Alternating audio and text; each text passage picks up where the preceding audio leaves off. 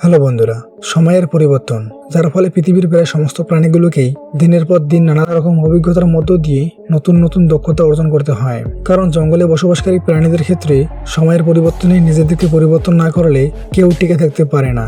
এসব প্রাণীগুলোকে প্রতিনিয়তই সার্ভাইভ করে টিকে থাকতে হয়। আর প্রতিনিয়ত সার্ভাইভ করার ফলে এসব প্রাণীগুলো এমন কিছু স্কিল অর্জন করে ফেলে যা তার মস্তিষ্কের উপর দিয়ে যাবে। বিডি টিভির আজকের এপিসোডে আমরা দেখাতে চলেছি পৃথিবীতে বসবাসকারী এমন কিছু প্রাণীদের বেঁচে থাকার কৌশল যা দেখলে আপনার অনেক কিছুর হিসাব উল্টে পাল্টে যাবে। সেই সাথে আপনি নিজেকে অনেক সৌভাগ্যবান মনে করতে শুরু করবেন। তো স্বাগতম আপনাকে বিডি টিভির আরেকটি নতুন এপিসোডে। সক্ষমতা যা জঙ্গলে বসবাসকারী প্রাণীদেরকে প্রতিনিয়ত অর্জন করতে হয়। এসব প্রাণীরা জানে আরাম আয়েশের জীবন রেখে নিজেকে কমফোর্ট জোনের বাইরে কিভাবে নিয়ে যেতে হয়, এবং তাহলেই কেবলমাত্র টিকে থাকা সম্ভব। যেমন এই প্রোবসিস মাঙ্কি। এই বানরগুলো জানে যে নদীতে তাদের জন্য মৃত্যু অপেক্ষা করছে, কিন্তু তারপরেও তাদেরকে নদীটা পার হতেই হবে, কারণ নদীর উপরে তাদের জন্য রয়েছে বেঁচে থাকার জন্য পর্যাপ্ত খাবার। ইতিমধ্যে এপারে প্রায় সব খাবারই তারা খেয়ে ফেলেছে, তাই বেঁচে থাকতে হলে তাদেরকে ওপারে যেতেই হবে। দলের কম বয়সী সদস্যগুলো এগুলো ভাবতেই ভয় পায়, তারা নদী পার হতে চায় না, কিন্তু মা বানরগুলো পরিবারের নেতৃত্ব দিয়ে থাকে। তাই ভয় ডর ভেঙে অবশ্যই তাকে নেতৃত্ব দিয়ে সামনে এগিয়ে নিতে হবে। তাই সে নিজেই প্রথম বিপজ্জনক কুমির ভর্তি নদীতে ঝাঁপ দেয়। এরপরে পরিবারের অন্যান্য বয়স্ক সদস্যরাও পানিতে ঝাঁপ দেয়। এতক্ষণে দুইজন ঝাঁপ দেওয়ার শব্দ সম্ভবত কুমিরের কানে পৌঁছে গিয়েছে, কারণ এই সাউন্ড জঙ্গলের 200 মিটার পর্যন্ত শোনা যায়। এদেরকে অনুসরণ করে দলের বাকি সদস্যগুলো ঝাঁপ দিতে থাকে, আর এই শব্দ নদীতে থাকা কুমিরগুলো তাদের দিকে অগ্রসর হতে থাকে। তবে সৌভাগ্যবশত এই বানরগুলো জঙ্গলের ডালপালার সঙ্গে ঝোলার পাশাপাশি নদীতেও খুব ভালো সাঁতার কাটতে জানে। আসলে সাঁতার কাটতে তাদেরকে জানতে হয়েছে।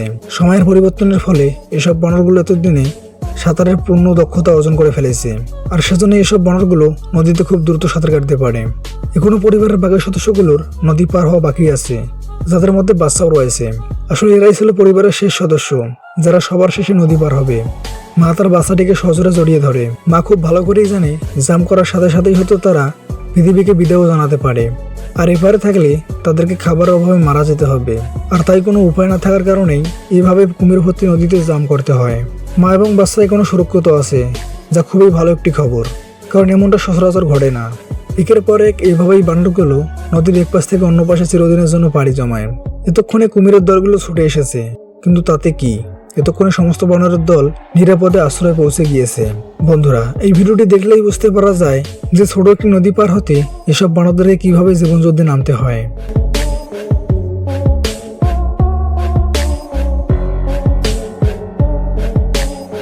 বন্যাকল বুঝ।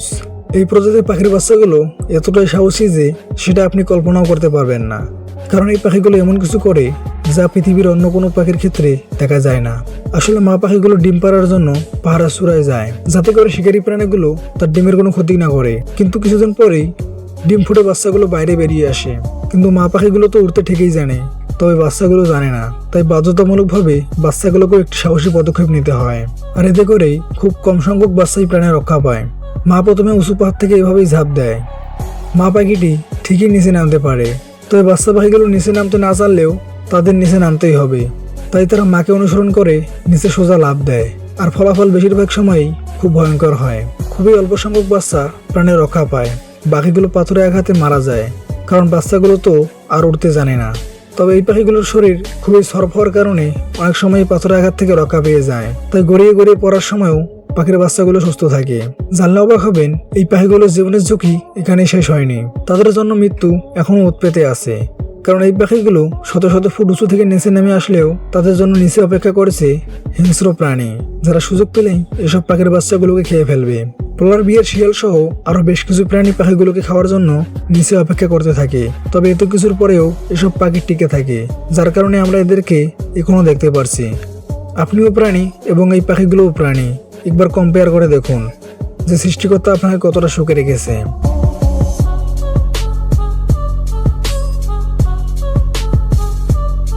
Mountain god. আপনি যে ক্লিপটি দেখতে পাচ্ছেন এটি 55 বছর পুরনো একটি ভিডিও, যেটিতে দেখা যায় একটি ছাগল নিনজা স্টাইলে এভাবে উঁচু পাহাড় থেকে নিচে নামছে। এমনটা সম্ভব আপনি কখনো ভাবতেও পারেননি, তাই না? অপেক্ষা করুন, এখনো চমক বাকি আছে। এ ধরনের ছাগলগুলোর জাম্প করার দক্ষতা দেখে বিজ্ঞানীরাও অবাক হয়ে গিয়েছিল। বাঘ এবং সিংহের এমনটা করতে পারা স্বাভাবিক, কিন্তু ছাগলও এমনটা পারে, এটা সত্যি অস্বাভাবিক। কিন্তু এই প্রজাতির ছাগলগুলো নিজেদের প্রয়োজনে নিজেরাই তাদের এই ফিচার গড়ে তুলেছে। এই ছাগলগুলো শুধুমাত্র পাহাড়ে জাম্পিং করতে জানে না, ছাগলগুলো এভাবে পাহাড় বা ডিমের ধার ঘেঁষে উঠে যেতে আবার নামতেও পারে। এখন নিশ্চয়ই আপনাদের মনে প্রশ্ন জাগছে যে সব ছাগলগুলো কেন পাহাড় বা ডিমের ধার ঘেঁষে থাকা এমন ভয়ানক জায়গাগুলোতে উঠানামা করে। তো চলুন জেনে নেওয়া যাক।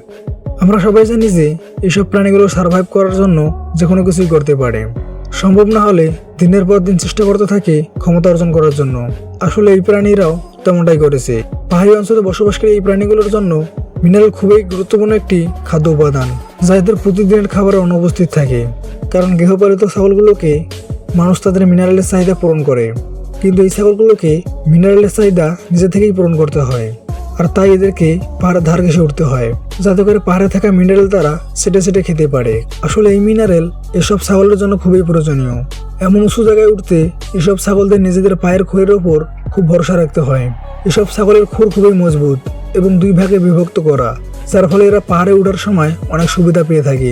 এরা পাহাড়ের এমন এমন জায়গায় উঠে পড়ে যেখানে তাদের চার পা রাখার জায়গাও পাওয়া যায় না।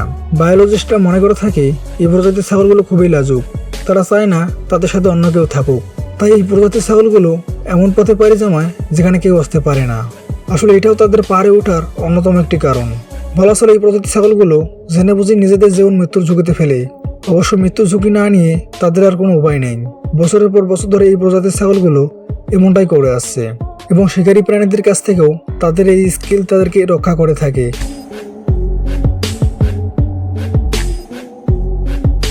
ভিডিওটি ভালো লাগলে শেয়ার করতে পারেন। আর আপনি যদি এমনই রহস্য, রোমাঞ্চ, আনকমন আর ইন্টারেস্টিং ভিডিও দেখতে পছন্দ করে থাকেন, তবে বিডিফ্যাক্ট টিভি চ্যানেলটিকে এখনই সাবস্ক্রাইব করে পাশে থাকা বেল আইকনটিতে প্রেস করুন। তো দেখা হচ্ছে আগামী এপিসোডে, ততক্ষণ পর্যন্ত ভালো থাকবেন। ধন্যবাদ।